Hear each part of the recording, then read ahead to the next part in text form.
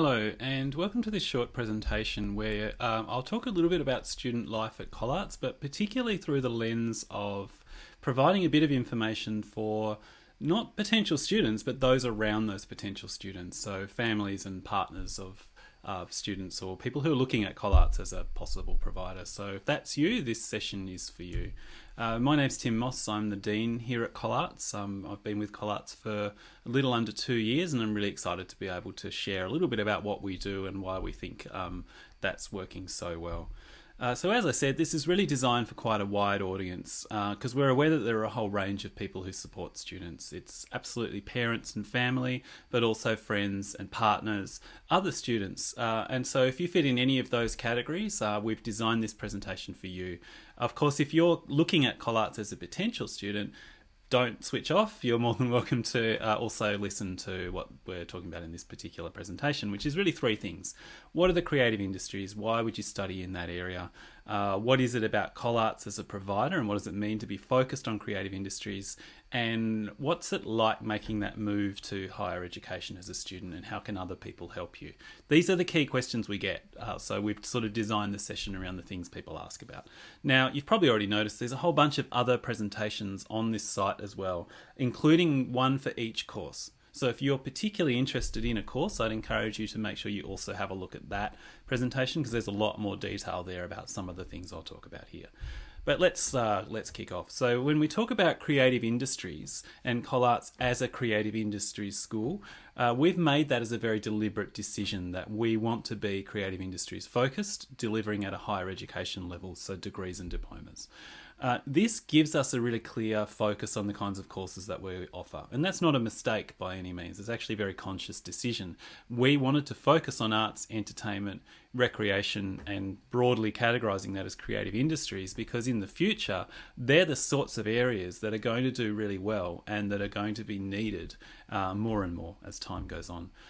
You might think creative industries, well, is that just singing and, the kind of the performing arts, or that sort of the very arts-focused outcomes? And actually it's not, or not anymore. You can see here the top 15 jobs that are classified as creative, and there are quite a wide range of things on the list. So everything from content creation to web design to media services and public relations and art direction. So a lot of this is actually also taken a big bump in the last 12 months and become much more prominent as we've moved to a much more digitally focused way of interacting and socializing and engaging with each other. And there's actually a lot more as well. The list goes on. So there are a whole bunch of other sorts of careers or opportunities, everything from interior design to creative writing to journalism to content marketing and talent direction and styling and fashion buying, that all come under that spectrum of creative industries. So I hope this helps to illustrate that creative industries is not a narrow focus. It's actually a really broad set of opportunities and skills and mixes of talents and opportunities that we think are really important as we move into this digital world in the 21st century in a much more meaningful way. So, and this list keeps expanding, and we continue to work on our courses as well to make sure we're keeping up and offering the right sorts of things to meet that demand. A good example of that is one of our most recent courses was a course in fashion and sustainability. So what we were hearing from industry is what they want is not just people who can design clothes. They want people who can design the right clothes that can be made in the right way to be ethical and responsible for the 21st century. So that's the angle we take. So if we think about summing up our driving focus as a college, it's really this. We want to give students the best possible start to their careers. And that means giving students opportunities to develop practical, hands-on experience. It's absolutely still a degree that we offer in the same way a university might offer one, but for us, we want students to be actively engaged in doing, not just listening to others explain how to do things. And so the outcomes for our students are very much based around helping students develop the skills, the knowledge, the mindset and the strategies that are going to enable them to be successfully employed in whatever their chosen creative field is once they finish their course with us.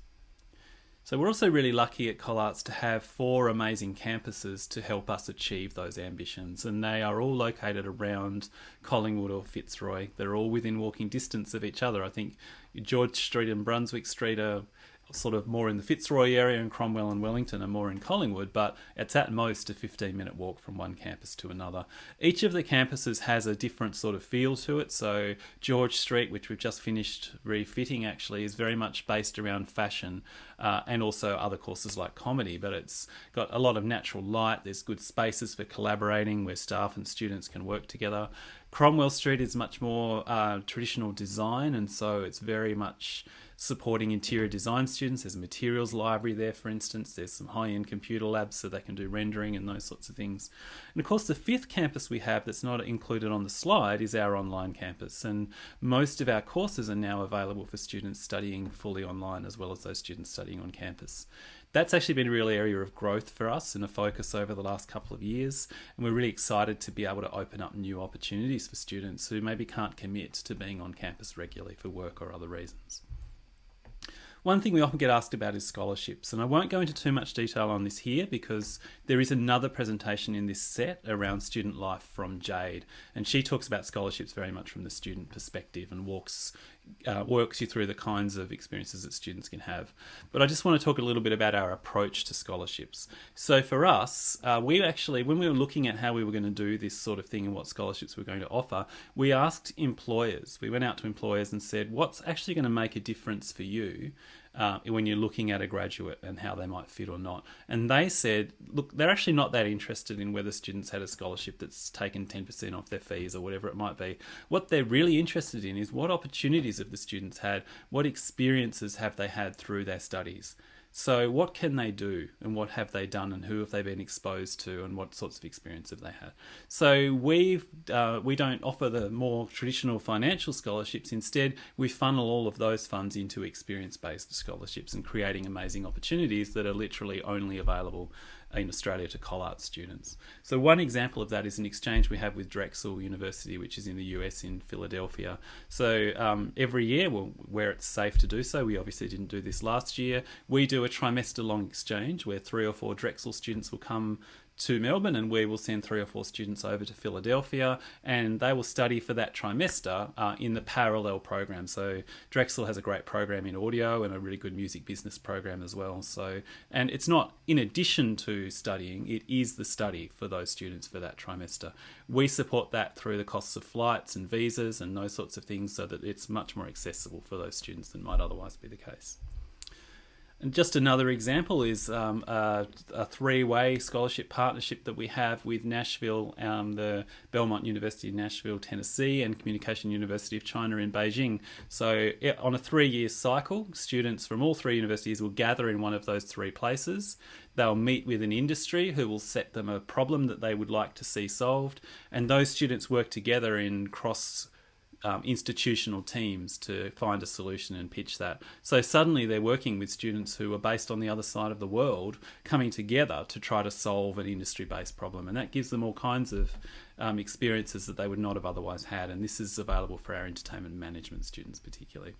There's a lot more of these sorts of examples. You'll find a lot of details of those in the course presentation. So see what's available in the courses that you're interested in and have a look at what Jade says as well. So one of the really key things that goes to what we're about and what we believe is about our campus culture. So for us, we really pride ourselves on having a positive campus culture. We want to welcome every student and see every student succeed, and that's something we really work towards. We do that by making sure that staff and students are all working together and supporting each other, and that all of our staff are there for one reason, and that is because they're extremely passionate about ensuring the next generation of creative practitioners in their field are prepared, qualified, enthusiastic and engaged. And when they leave us, they're ready to go, they're ready to make their mark. And because we have that shared focus, the culture is something that we really value and support. We also get asked a lot about what's the difference between a university and a private provider. So Collarts is a private provider rather than a university. And the best way to answer that is to go to good universities, really, because their definition is that private providers are small, independent tertiary providers offering usually a select range of courses in a particular field. And that's absolutely the description that fits us at Collarts. We're a bit smaller, or considerably smaller than some universities, which are up to 90,000 students in some cases. And we don't do everything. We don't have courses in health, natural health, or science or anything like that. Our thing is creative industries, and that's what we want to do, and that's what we want to do really well. Now, on the back end of that is this group called TEXA, which is an agency of the federal government. It's the Tertiary Education Quality and Standards Agency. Their role is to set the standards and to make sure that every provider, and there are well over 100 in Australia, whether they're a university or whether they're a private provider, is meeting those standards. So what that means is that what we offer is in no way a lesser experience than what a student would have at a large university. It's just different, and that difference is in terms of size. We're a lot smaller, so everybody knows everybody, and we want that, and we like that, and we like staff and students to get to know each other, and also the philosophy that sits behind the course. So as I said earlier, we're very strongly practical and industry connected. And then in terms of the courses themselves, the key thing to note there is that it all comes back to this wheel on this slide, which is the Australian Qualifications Framework.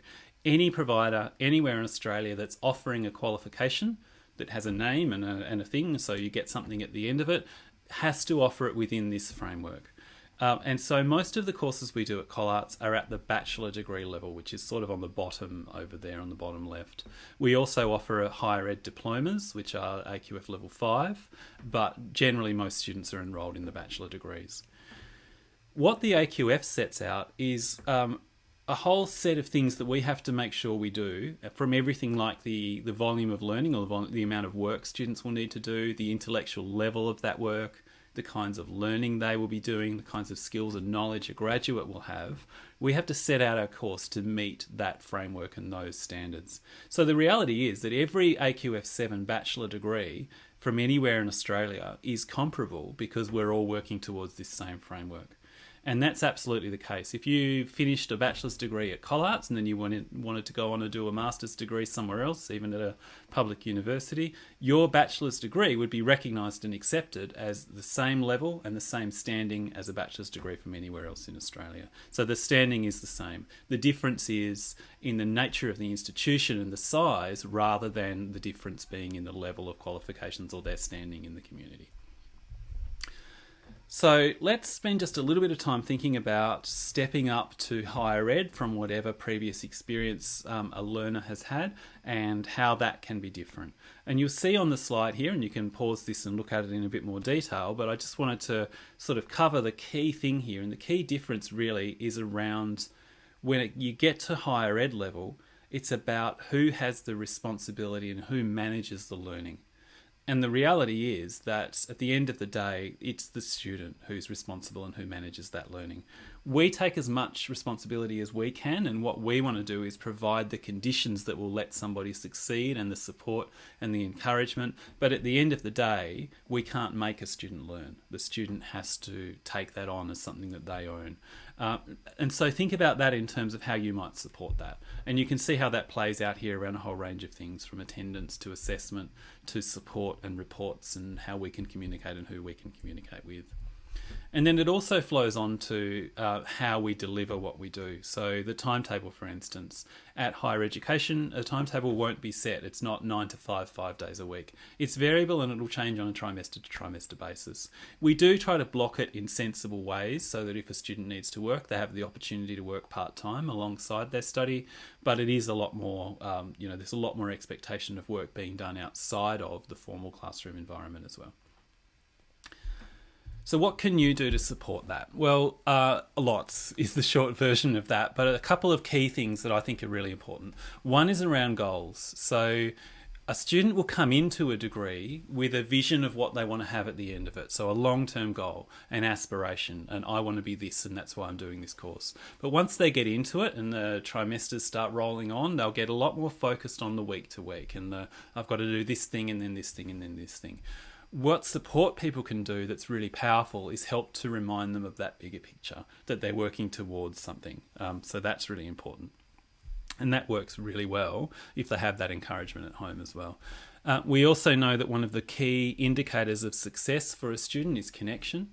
And we know that the first year is the most critical time for that. So if a student in their first year of study feels as though they've connected, feels a sense of belonging at the place that they're studying, they are much more likely to stay. And a student who completes first year will, statistically, more likely than not, go on to complete the whole course. So that's really important. And that plays out in a whole range of ways, even things like encouraging attendance. And when you're looking at family holidays, if you're a parent or a guardian, it's a good idea to check in first with the student just to make sure you're not booking something across a time where they need to be switched on and engaged. And then other than that, being interested and supportive is pretty much the best thing you can do, and recognise that it's a pretty serious undertaking getting into this higher ed thing. One thing that can really make a difference, particularly if you feel you're seeing someone who's struggling, is to encourage them to reach out for help. We love that. We want that to happen. We do our very best to bring support to students, and we do that in a whole range of areas. So academic support, wellbeing support. We'll bring things into classes. We'll make appointments available. We have drop-ins. We have a whole range of different things. But at the end of the day, we can only help students who want to be helped and who can recognise that and who can seek out that support. So if they let us know that they're struggling, we can do the very best we can to help them. So keep encouraging them to ask for help. We're here. That's what we want to do. So I should also remind you, because this is a very quick abridged version of this presentation, I should remind you that we're running this session live as part of the open day process as well. So if there are particular questions you have that I've not covered here, please don't hesitate to come along and ask them in the session. That's really why we do it live, so you have the opportunity to get your questions answered. But overall, I hope this has been useful for you in setting the scene about Collarts, a little bit about creative industries, and some of those things that a student can do to really make the most of the exciting opportunity for learning that higher education can provide. So that's it from me for now. I really appreciate your time, and I hope to see you in person maybe one day at one of our campuses. So all the very best.